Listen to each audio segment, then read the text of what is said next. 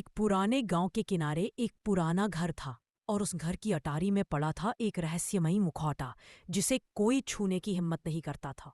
लेकिन एक दिन रिया नाम की एक 13 साल की लड़की ने वो गलती कर दी।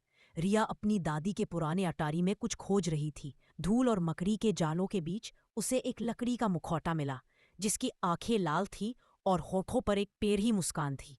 वो मुस्कुराई और बोली, कितना कूल है। रिया नहीं जानती थी कि उसी पल उसने अपने लिए डर को बुला लिया।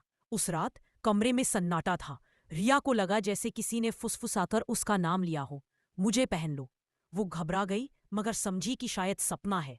पर अगली रात आवाज फिर आई, इस बार ज्यादा साफ, रिया मुझे आजाद करो।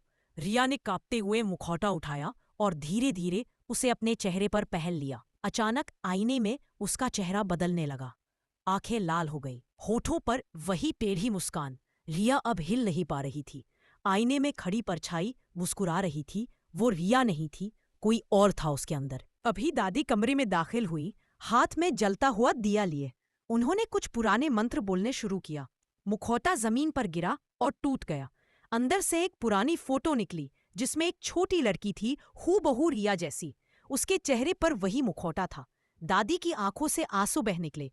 वो बुदबुदाई, वो तेरी माँ की जुड़वा बहन थी जो सालों पहले गायब हो गई थी। मुखौटे के टुकड़े धीरे धीरे राख में बदल गए, लेकिन राख के बीच दो लाल आंखें फिर चमक उठी, जैसे किसी नए चेहरे का इंतजार कर रही हो।